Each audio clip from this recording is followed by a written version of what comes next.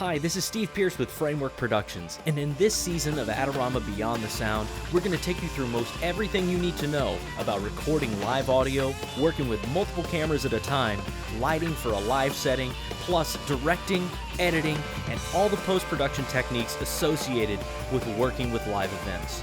This is Adorama Beyond the Sound.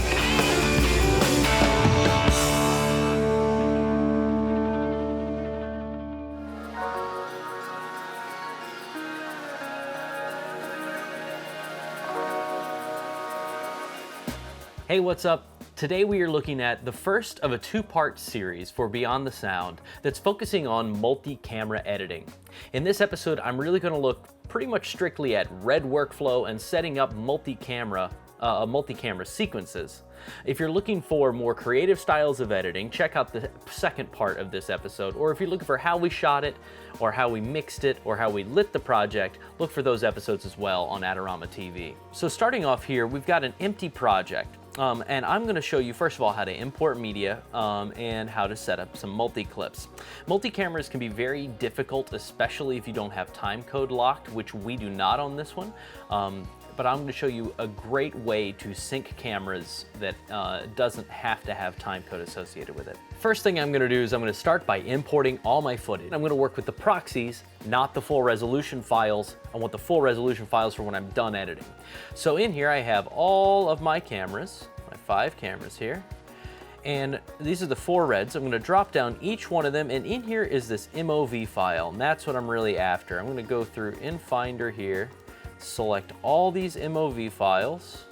Red has added in within Premiere, reconnecting to their full resolution file from proxies. So I'm going to go through here and click all of these MOV files from these clips and import them into the project, and I'll see you guys in a minute.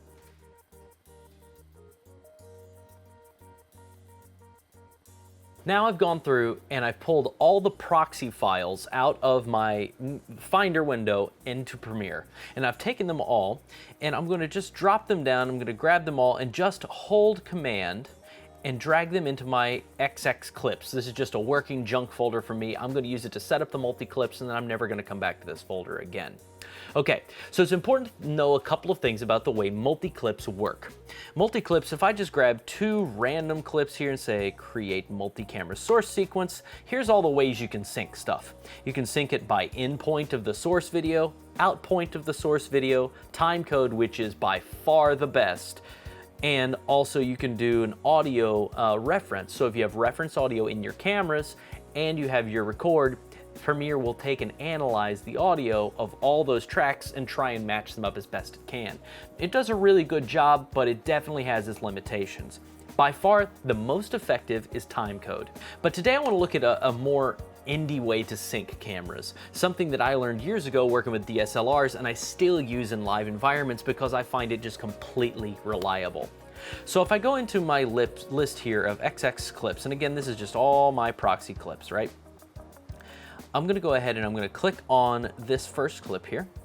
And there are a couple of things to really keep in mind about a first take. Let's look and see, is this a take? If I scrub through here, yes, it looks like the camera's moving. This is definitely a take. So if you'll see this guy in the background here, this is a PA that we had on set, and we take a strobe or a flash. In this case, the strobe we had didn't work, so literally pulled out of somebody's kit a tactical flashlight and just had him push it as quick as he could so that it would just flash on the wall.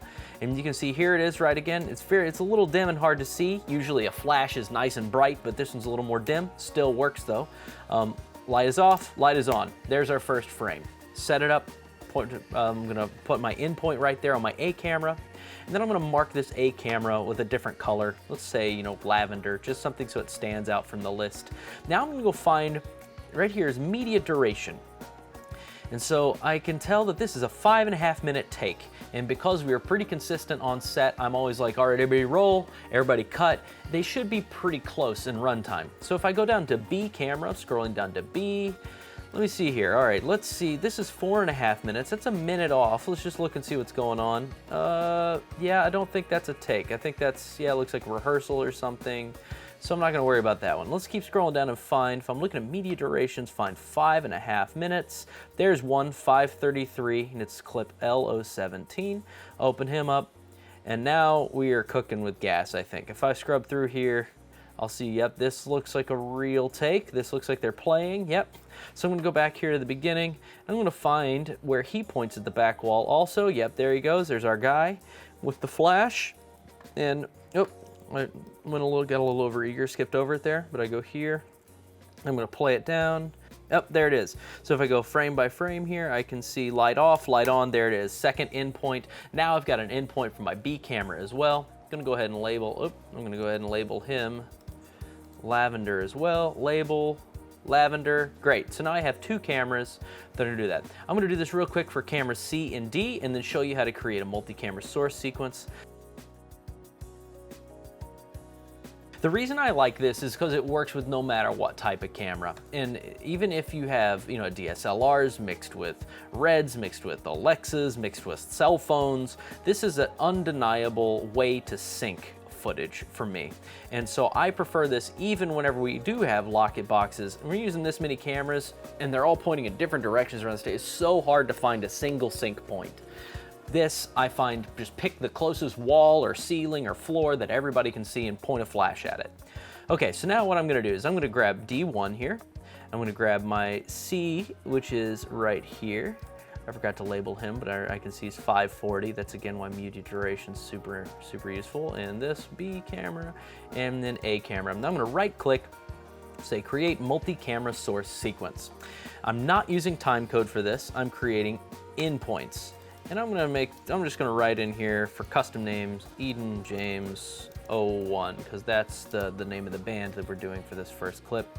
I'm gonna say move source clips to processed clips bin. I'll show you what that does in a second. This also, sometimes you may not like that. For this particular list, because I have a junk list, I want them out of there. Once I've done them, I don't wanna see them anymore.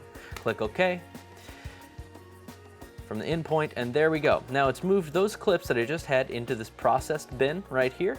And if I open up this multi-clip, now I can see I have 4 cameras right here together that I can look at. And let's kind of jump ahead here, and I'm gonna drop this down to quarter resolution so it'll play back real fast and furious for us here.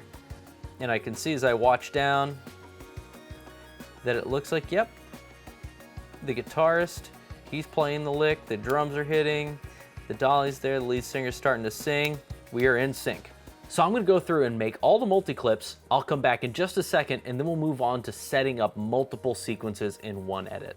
Okay, so now I have all of my tracks. I've gone in here and I've multi-clipped all of the footage and I've sorted it by track. So Buchan Gaze, track 1, and I have the 3 takes of them there. Buchan Gaze, track 2, I have the 4 takes they did of that. So the way the sound works is every band did each one of their tracks 3 times in a live performance setting. They would pick their favorite version of that, and then we took that to audio mix. So I would tell the mixer, take 2 of Eden's second track, New York, is the one he wants to mix. So we'd take that and he'd mix that down, and then he gives that back to me. And then we have the 3 visual takes still, but now we're honoring our natural take, which is take number 2, right? So that's the one that we're gonna make sure that we sync everything to and edit to that track. So now let's take a look at how we make all the performances sync together with the audio. In Tali's second performance, I remember the song Plunge, the 3rd take was the one we mixed. So I'm gonna command double click in the browser, and you can see here, I can see all of these laid out, and this is really, really handy. This interface I love from Premiere. I can turn these layers off and I can see the other cameras associated with the edit, and everything in the order they're here. So 1, 2, 3, 4, 5, that's your multi-clips. That's where you're gonna see them when we embed the multi-clip in an edit sequence. This is kind of like the setup sequence. So if ever you get in here and something's weird or out of sync and you can't figure it out, come into the multi-track sequence here by double clicking in the bin, and you can get in here and kind of look and figure out what's going on, right? And let's go in here, create new sequence. I'm gonna say red, and I'm gonna do 1080p because we're editing the proxies at 1080, remember? And then for our deliverable, which we want 4K, once I'm done editing, I will deal with that then. Right now, I'm gonna go 1080, 16:9, 23:9:8, call it Tali Plunge. Okay, I'm gonna take Tali Plunge here, and I'm gonna drop the footage in here right at the beginning of 1 hour. So now let me import my mixes. So now I'm gonna grab my mix here, drop my mix in. I'm gonna make a folder called 04 mixes, and Tali, I'm gonna drop her right in here. So what I do when I'm just syncing, because it's only one track with many visuals, I'm gonna find the lead singer's angle or the drummer, something that I find identifiable. So I'm gonna listen to the beginning of Tali's track and see what I can find that's identifiable.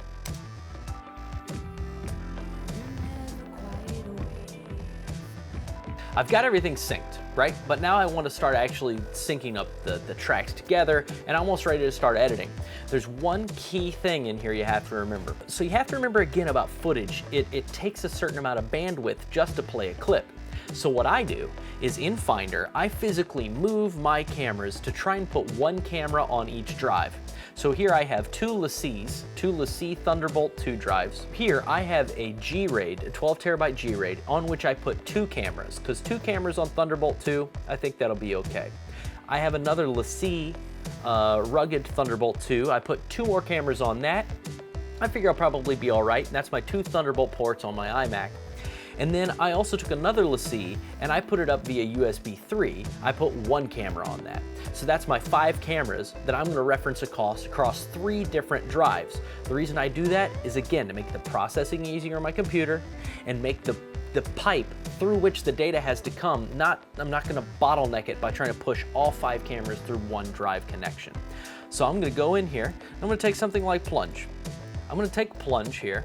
I'm gonna take my 3 versions of it here. If I go Tali track 2, these 3 tracks of Plunge, I'm gonna say make offline.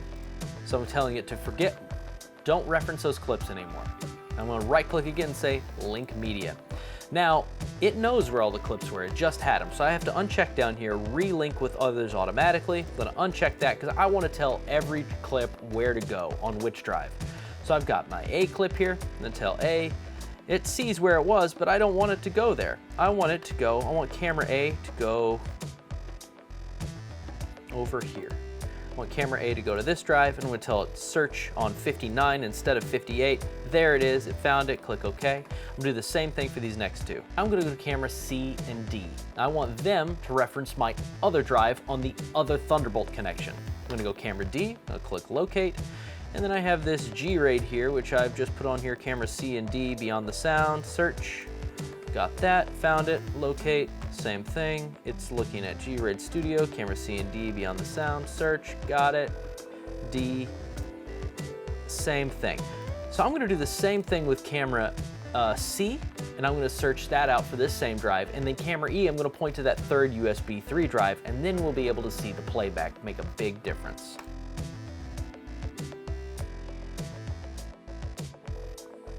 So now I've dropped it in here. I've pointed the footage to all the different drives and different places I want it to go. So I should be able to play back now and watch it. Let's see. So far, so good. I can see them talking, you can see them moving around. We're not synced with the audio yet, but that's what we're about to find out. So let's go in here on camera 5 and let's find when she starts singing. I'm gonna just kind of double down here, single down. And if you're finding you get in here and you have trouble playback, like with anything playing back, you might even need to go lower with your proxies. You might have to go 720 or 960 by 540. They're just proxies to work on. There's nothing wrong with lowering the resolution of your proxy so that you can get an effective edit. Looks like that's the first lyric she says is you. I'm gonna just put a marker right there in the sequence. I'm gonna go back and I'm just gonna cut there. So I'm gonna just make a cut. Let's find where she starts singing in the track now. Right there. You're never quite away from us. I'm just gonna put those there. Now, with any luck, we've synced up our natural take, the one we mixed. Let's see if this actually plays back and looks to be in sync. Looks good to me. So now she's in sync and we got her there.